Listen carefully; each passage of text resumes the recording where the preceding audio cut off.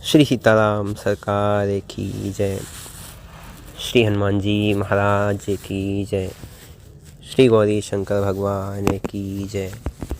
श्री अयोध्या धाम की जय।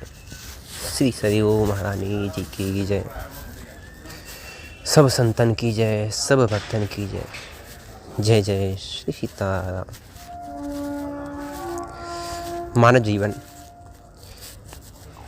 मानव जीवन का जो प्रधान उद्देश्य है वो क्या है? भजन करना, साधन करना, नाम जप करना, व्रत, तीर्थ, यज्ञ, उपवास, ये सब करना उद्देश्य है क्या? नहीं, ये सब करना मानव जीवन का उद्देश्य नहीं है। सुनने में शायद थोड़ा कटा लगे, लेकिन ये सब करना मानव जीवन का उद्देश्य नहीं है। उद्देश्य क्या है? उद्देश्य है भगवत प्राप्ति। ये सब क्या है? ये सब सहायक है। जैसे साधन और साध्य। साध्य कौन है? साध्य है भगवान, और ये सब साधन है। जैसे किसी को यदि छत पे जाना हो, छत पे जाएगा कैसे? सीढ़ी से, है ना? सीढ़ी से जाएगा ना। तो जो छत है वो साध्य है, जो सीढ़ी है वो साधन है। उसी प्रकार भगवान साध्य है, और नाम जप, व्रत, तीर्थ, उपवास, जो भी जिसमें रति हो, जिसमें लगा हुआ हो, वो उसका साधन है। अब भगवान की प्राप्ति तो करनी है, लेकिन समस्या कहाँ आती है? समस्या सबसे पहली तो यही आती है कि हमने भगवान को बहुत कठिन मान रखा है, बहुत कठिन। जी तोड़ के मेहनत करेंगे, खून पसीना बहा देंगे, रात भर जगेंगे, दिन भर मेहनत करेंगे, तब कहीं जाके भगवान मिलेंगे। यही तो सोच रखा है ना, यही मानते हैं। हम कौन हैं? ईश्वर अंश जीव अविनाशी। हम भगवान के अंश हैं, उन्हीं की भांति अविनाशी है। भगवान कौन है? सत्य संकल्प प्रभु। भगवान सत्य संकल्प है। भगवान जो संकल्प करते हैं वो सत्य हो जाता है। उसी प्रकार हम कौन हैं? हम उनके अंश हैं। जब उनके अंश हैं तो जब भगवान सत्य संकल्प है तो फिर हम भी सत्य संकल्प हैं। हमारा भी जो सत्य संकल्प होता है वो सत्य हो जाता है। और हमने क्या क्या रखा है? हमने भगवान को कठिन मान लिया है। जब कठिन मान लिया है तो भगवान कठिन हो गए। सरल मान लिया होता तो सरल हो जाते हैं, है ना? भगवान की प्राप्ति कठिन नहीं है। हाँ, वो मिल जाए, सरलता से मिल जाए, ये इच्छा हो जाना, मन में ये इच्छा हो जाना, ये भाव हो जाना, ये कठिन है। हमें संसार की जितनी आवश्यकता है, भोगों की जितनी आवश्यकता है, उतनी भगवान की आवश्यकता नहीं है। आपको 10 दिन संसार के भोग भोगने को ना मिले, देखिए अपनी स्थिति, है ना? अपनी स्थिति देखिए। 10 दिन संसार के भोग ना मिले, बढ़िया बढ़िया खाने को नहीं मिले, बढ़िया सोने को नहीं मिले, कहीं रेतीली पथरीली ज़मीन पर आपको कुछ, है ना, जूते चप्पल पादुका जो भी कहे वो मिले ना। 10 दिन 10 दिन में अपनी स्थिति देखिए कैसी हो जाएगी, है ना? 10 दिन में स्थिति देखिए। लेकिन भगवान नहीं मिले, 50 वर्ष हो गए, स्थिति कैसी है? बढ़िया है, हष्ट पुष्ट है, बढ़िया है, हष्ट पुष्ट है।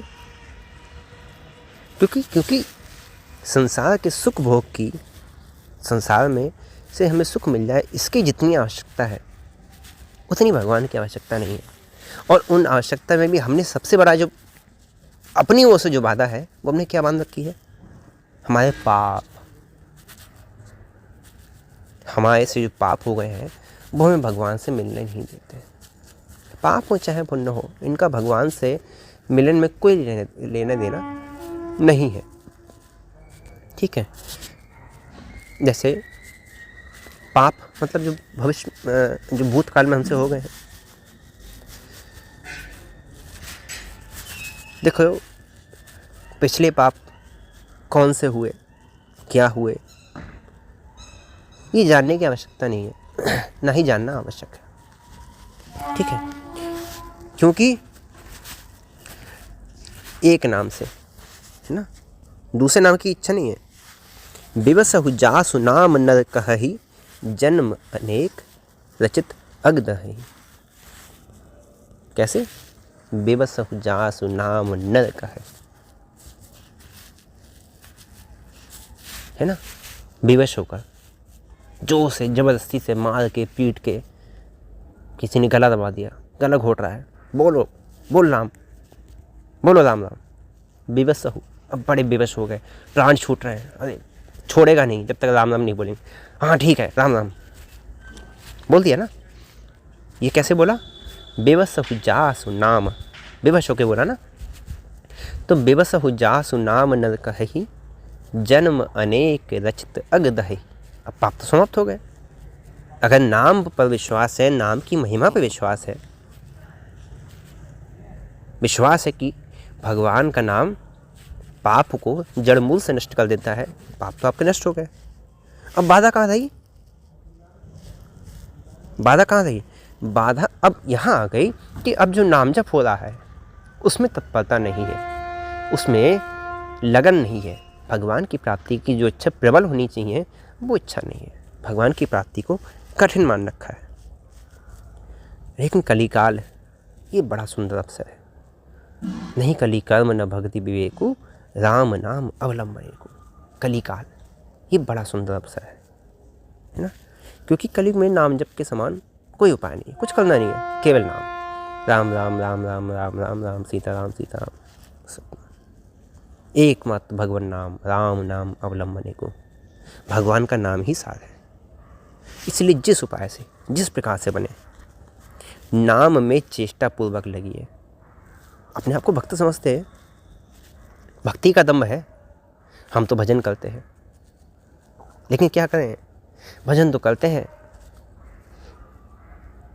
माया ठग लेती है, माया ठग लेती है, माया बार बार नचा देती है। क्या करें? माया कौन है? माया खलु नर्तकी बिचारी। माया है हमारे जो पिताजी हैं ना, उनके दरबार की नाचने वाली है, समझे ना। ठीक है, लौकिक रूप से समझिए, वैवाहिक रूप से आपके जो पिता हैं उनके दरबार की नाचने वाली है माया। ठीक है, आप कौन हैं? ईश्वर अंश जीव अविनाशी। आप उनके संतान हैं। संतान अर्थात राजा की संतान क्या होती है? उत्तराधिकारी, युवराज, है ना, राजकुमार। आप उस राज्य के राजकुमार हैं और आपको पहचान कौन कर रही है? एक नाचने वाली पहचान कर सकती है क्या? अगर आप में ये विश्वास हो जाए, भरोसा हो जाए कि नहीं मैं राजकुमार हूँ, तो एक नाचने वाली की क्या इतनी हिम्मत है जो आपको परेशान कर सके, आपको तंग कर सके। आप जब चाहें तो उसको जड़ मूल से उखाड़ के राज्य से बाहर कर सकते हैं। जाओ, हमारे राज्य में तुम्हारा कोई काम नहीं है, चली जाओ यहाँ से। क्यों? क्योंकि माया खलु नर्तकी बिचारी, वो तो बेचारी नाचने वाली है, उसकी अपनी कोई वैल्यू नहीं। आप कौन हैं? आप भगवान के अंश हैं। आप बस इस बात को भूले हुए हैं, है ना। आपको देख के पता है माया की स्थिति क्या होती है? यदि आप अपनी स्थिति ना समझिए तो भी एक भक्त की स्थिति समझिए। एक भक्त को देख के माया की क्या स्थिति होती है? तेहि बिलो की माया सकुचाई। जैसे माया राजकुमारी नाचने वाली कहीं बैठी हो, है ना, राजभवन में, और उसी समय राजपुत्र, राजकुमार, युवराज वहाँ से निकले, वहाँ से गुजर जाए, भले ही उससे कुछ ना बोले, उससे कुछ ना कहे कि तुम कहाँ बैठी हो, यहाँ क्यों बैठी हो, वो बस वहाँ से निकल जाए, तो उस नाचने वाली की हालत होगी, तुरंत अपने जहाँ बैठी होगी वहाँ से खड़ी हो जाएगी, खड़ी हो जाएगी, है ऐसे ही तो होगा। खड़ी हो जाएगी एकदम सावधान कि कहीं हमसे कुछ कहे ना, कहीं हमसे कुछ अपराध ना हो गया, कहीं हमसे कुछ कह ना दे। यही तो होगा। बस यही होता है भगवान के भक्त को देख के माया का। तेहि बिलो की माया सकुचाई। उसको देखते ही माया सकुचा जाती है। कहीं कुछ कर ना दे हमें, कहीं हमारा कुछ बिगाड़ ना दे, कर ही न सकई कछु निज प्रभुताई। उसका कुछ नहीं कर सकती वो, उसका कुछ बिगाड़ ही नहीं सकती, क्योंकि वो वहाँ के सम्राट की संतान है ना, रघुनाथ जी की संतान है, राम जी की संतान है। वो कौन है? वो नाचने वाली है। लेकिन आपने स्वयं को इतना विवश कर रखा है, इतना परवश कर रखा है कि आप माया के पीछे पीछे भागते हैं। अरे नाचने वाली है, कितनी सुंदर है, अरे वाह है, कितनी सुंदर है, ये मिल जाए तो उससे विवाह कर लें। बिल्कुल है ना, जैसे कोई राजकुमार बिगड़ जाए और वो नाचने वाली पे ही अपना दिल दे बैठे, अरे कितनी सुंदर है, कितनी मनमोहक है, क्या सुंदर नाचती है। अब इसमें नाचने वाली का क्या दोष है? पीछे तो तुम जा रहे हो ना।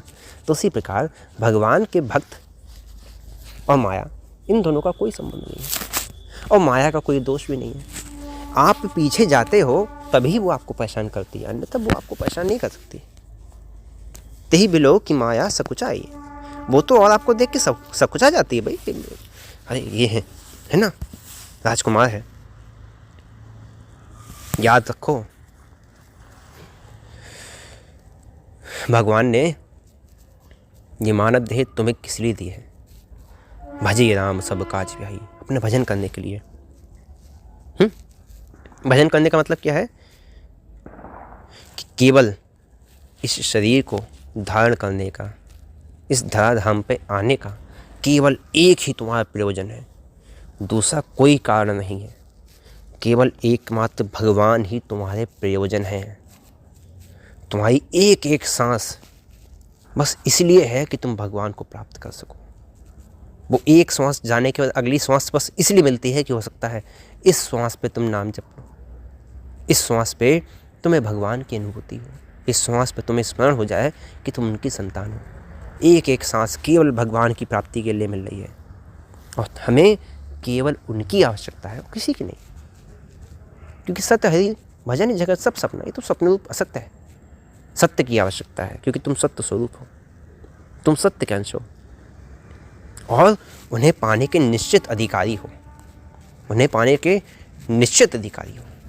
अधिकारी नहीं होते तो तुम्हें मानव देह थोड़ी मिलती है। जिन्हें मानव देह नहीं मिली है उन्हें कोई अधिकार नहीं है, लेकिन तुम्हें उन्होंने अधिकार दिया है। तुम्हें अधिकार दिया है कि तुम उनकी प्राप्ति कर सकते हो, तुम इस योग्य हो। ठीक है, भगवान की ओर से ये हमारा अंतिम जन्म दे दिया गया। तो आ जाओ मेरे धाम, आ जाओ, मेरी प्राप्ति कर लो, आ जाओ, है ना, मेरी प्राप्ति कर लो। कोई मुश्किल है क्या? सादर सुमिरन जे नर कही, भव बारिधि गोपद इब तरही। कोई कठिनाई है? पाप कैसे कट गए?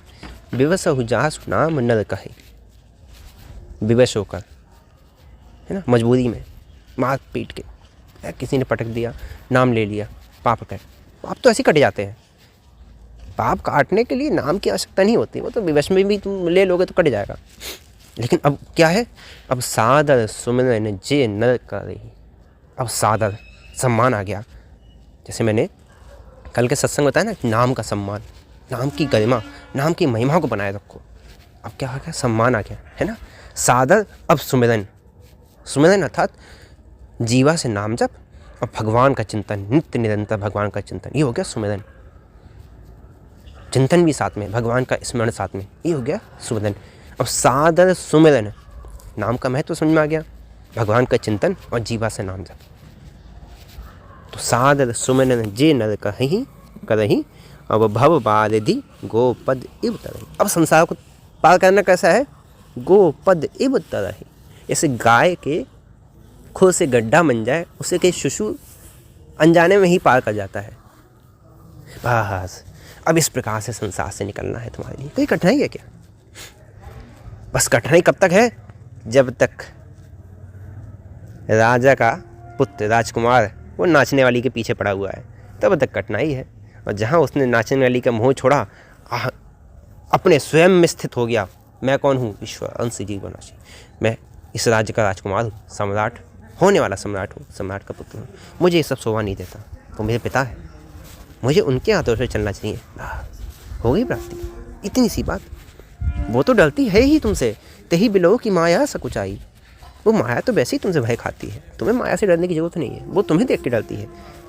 लेकिन वही है कि तुम्हारा भजन वैसा होना चाहिए कि तही बिलो की माया सकते हैं, माया तुम्हें देख के घबरा जाए, पसीने पसीने छूट जाए, ऐसा तुम्हारा भजन हो, तब बात है।